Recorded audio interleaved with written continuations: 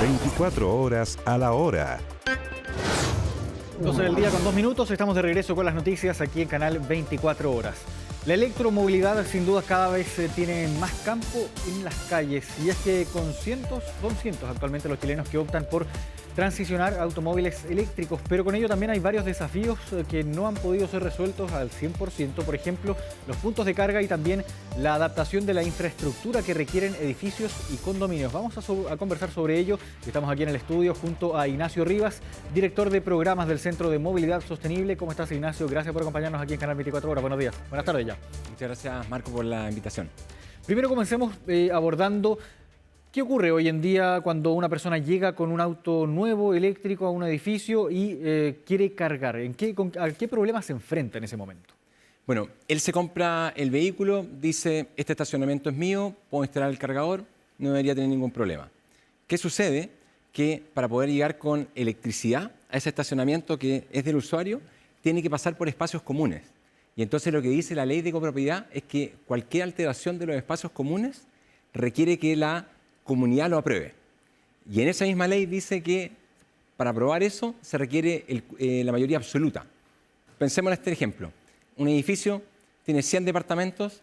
Yo, si quiero instalar un cargador en mi estacionamiento, necesito que 51 de esos propietarios me firme que está de acuerdo con que yo instalar en ese estacionamiento. Entonces, es un quórum tan alto que se hace difícil justamente de poder alcanzar.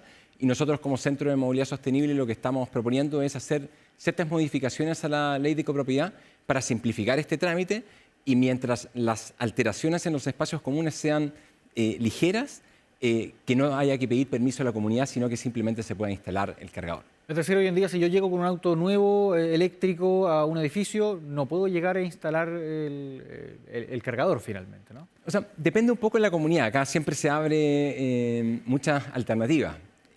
Habrá aquellos que tienen muy buena relación con la comunidad, tocan ahí los 51 departamentos y le firman la carta, pero hay otros que obviamente les va a costar más.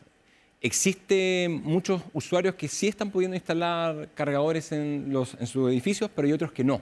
Y algunas estimaciones de la industria dicen que cerca del 80% de los proyectos para instalar un cargador en el domicilio, en un estacionamiento, no es que sean rechazados, es que nunca son aprobados, porque, como te digo, este quórum es muy alto. Claro, un quórum bastante alto. Y hoy en día, ¿con qué alternativas cuenta un usuario de auto eléctrico para cargar? Por ejemplo, están las electrolineras, algunos centros comerciales también tienen puntos de carga, pero ¿qué otras alternativas tiene también un usuario, por ejemplo, que no previó esto y que está con problemas para cargar en su propia casa? Bueno, hay dos formas. La primera es la que tú mencionas, que es ir a estos puntos de acceso público que están en las estaciones de servicio, en los centros comerciales, eventualmente un cine, pueden estar en otros lugares. Pero también muchas veces los usuarios no recorren una gran cantidad de kilómetros, no recorren 50, 100, 200 kilómetros al día. Entonces muchas veces simplemente a través de un enchufe normal de pared, esos usuarios pueden cargar el vehículo y con eso ya es suficiente. Entonces esa es una forma de mitigar. Pero siempre lo ideal es que el usuario tenga un cargador dedicado al lado del estacionamiento, porque es por lejos el lugar más cómodo de cargar. Imagínate lo siguiente, tú conduces tu vehículo eléctrico, llegas al estacionamiento, conectas el cargador al vehículo y te olvidas. No tienes que ir a una estación de servicio, haces tu vida. Claro, es bastante más cómodo que ir a una estación de servicio, sobre todo cuando hay filas y todo eso, días previos, por ejemplo, a alzas de combustibles. Ahora, por una parte está lo que dice la comunidad del edificio donde uno reside finalmente, si se aprueba o no se aprueba, la intervención, que probablemente sea una intervención muy mínima en todo caso, de espacios comunes para poder instalar un cargador de un auto eléctrico. Sin embargo, está también los requisitos probablemente de la propia red eléctrica de esta estructura. ¿Están todos los edificios en Chile hoy en día preparados para soportar, por ejemplo, no uno o dos, sino que quizás un poco más, un poco mayor de cantidad de usuarios que utilicen autos eléctricos y que carguen efectivamente ahí en el edificio? Los edificios existentes tienen una capacidad para los primeros, no sé, 10% de vehículos que quieran justamente cargar, existe la capacidad, pero ya que estamos construyendo nuevos edificios, ¿por qué no hacemos esos edificios preparados para la electromovilidad? Y ahí debería ser justamente un foco. Lo que sucede hoy día es que las inmobiliarias lo que ofrecen es, va al comprador y le dice, mira, en el estacionamiento de visitas puse un punto de carga para vehículos eléctricos. Pero te imaginarás que si en el edificio van a haber 30 vehículos no es suficiente. Entonces, ahí lo ideal sería que las inmobiliarias siguieran la recomendación, que no es obligación, es una recomendación de la Superintendencia de Electricidad y Combustibles que dice cómo los edificios tienen que estar preparados para la electromovilidad. Y básicamente es, obviamente, preocuparse de la capacidad eléctrica, pero también ya precanalizar. Cuando yo hablo de canalizar son estos tuberías metálicas, tuberías naranjas a veces que se ven que llevan los cables. Entonces eso ya dejarlo instalado para poder llegar al estacionamiento de cada propietario. Y eso, según estimaciones de la industria, tiene un costo de 0,1 o 0,3% del total del edificio. En general es bastante marginal el costo. Claro, bastante marginal y contando el beneficio que podría traer, por cierto, a los usuarios, puede que sea también bastante rentable. Pero quiero volver al tema de la red eléctrica de los propios edificios. ¿No hay algún riesgo quizás de sobrecarga desde cierta cantidad de vehículos cargando simultáneamente, por ejemplo, en las noches, que probablemente uno puede entender que es el momento para efectuar esta carga? Existe el riesgo, pero lo que hemos visto hasta ahora es que los edificios cuando se construyen, estos tableros comunes, tienen bastante capacidad ociosa, por decirlo así, y sobre todo en algunos horarios. Entonces, con inteligencia se puede hacer eso.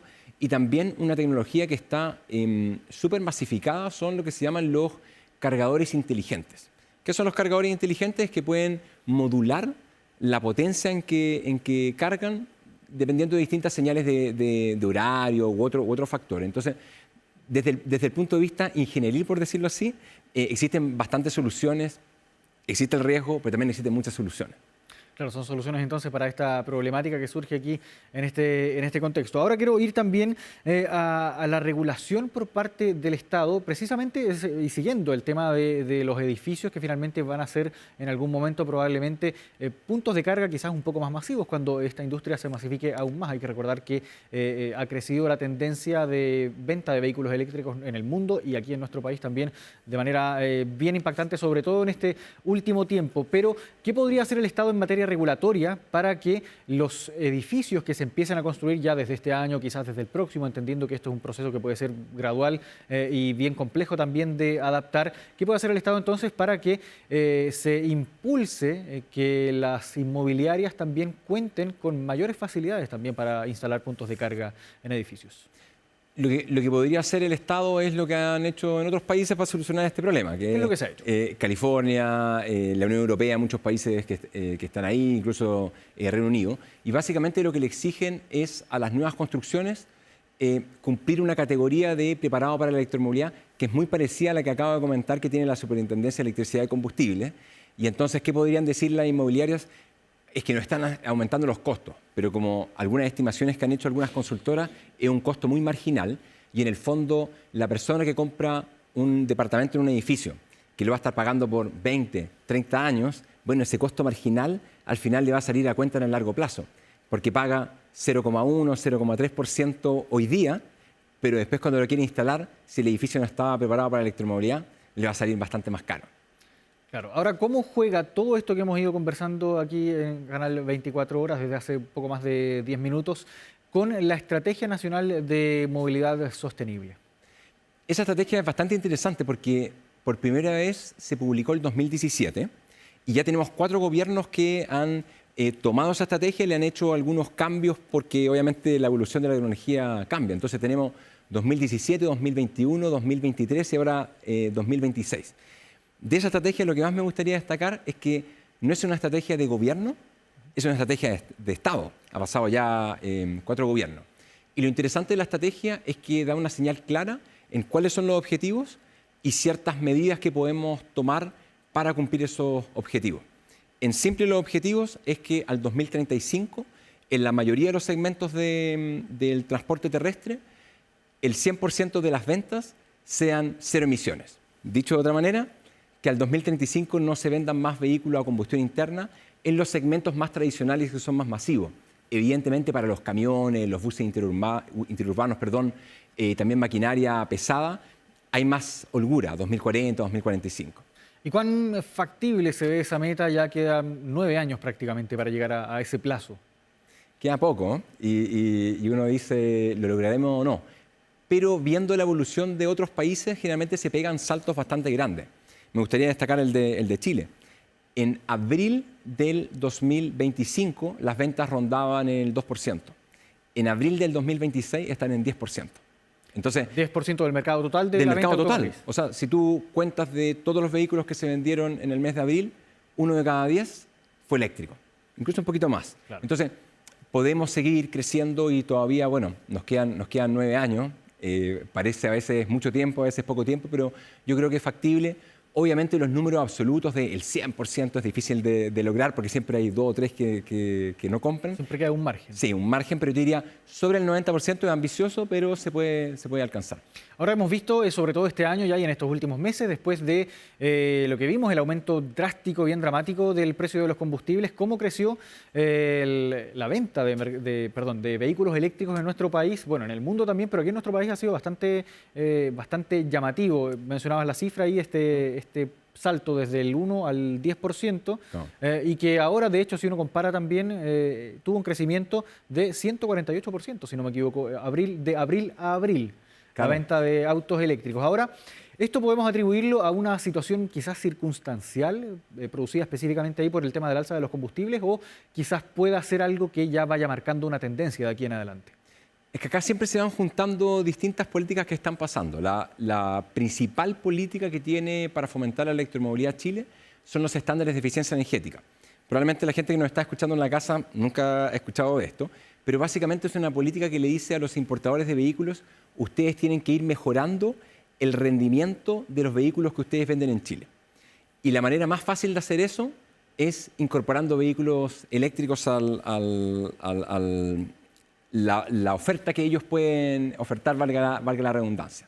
Entonces, en ese sentido, si tú piensas, antes que el estándar se implementara, antes del 2024, había algo así como 40 modelos de vehículos eléctricos.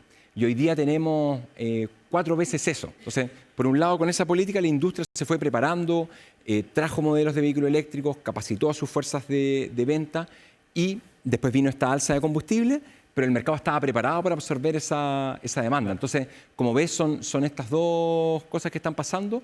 Y respecto a tu pregunta, si es sostenible, yo creo que Chile hasta ahora lo que ha demostrado es que siempre va creciendo. Y esperamos que eso siga manteniéndose. Y para hacer eso, no es que queramos que los combustibles sigan a precio alto, pero ojalá que el Estado también pueda hacer ciertos esfuerzos para bajar los precios de las tarifas eléctricas y de esa manera también hacer más rentable el vehículo eléctrico. Claro. Y cuesta mucho en cuanto a el costo monetario, finalmente, una carga de vehículo eléctrico. No, ¿Cómo es la comparación ahí? Si lo comparamos, por ejemplo, con el precio de los combustibles, evidentemente es mucho menor, pero de todas formas es algo que se gasta. Es significativamente más barato. O sea, tú si logras cargar en tu casa con la tarifa residencial que todos tenemos, invito ahí a la gente que está en la casa a revisar su tarifa y va a ver que la mayoría de ellos va a tener una tarifa que se llama BT1. Bueno, con esa tarifa el ahorro es entre un 70 y 80% respecto a lo que una persona gasta en combustible si va a una estación de servicio. Y además, si nosotros pudiéramos implementar algunas acciones en el corto plazo que no requieren modificaciones legales, como una propuesta que estamos haciendo como Centro de Movilidad Sostenible que tiene que ver con las tarifas horarias, ya superaríamos el 80% y estaríamos más cerca del 90% de ahorro. Entonces es significativo lo que uno puede ahorrar. Dicho eso, obviamente todavía los vehículos eléctricos respecto a la combustión tienen un precio más caro. Entonces lo que tiene que hacer el usuario es analizar el ciclo de vida de los gastos. Claro, en eso mismo quería profundizar, de hecho, en el costo finalmente de un auto eléctrico, que ya no es tan mayor como hace algunos años. Si uno mira hace 2, 3, 4 años, el vehículo eléctrico era mucho más caro, más difícil de adquirir finalmente y competía muy por debajo con los vehículos de combustión. ¿En cuánto tiempo quizás podríamos ver que sigan disminuyendo los precios de los autos eléctricos para ir compensando y equiparándose un poco a lo que cuesta un vehículo de combustión interna? ¿Puede llegar a ocurrir o siempre se va a mantener esta diferencia?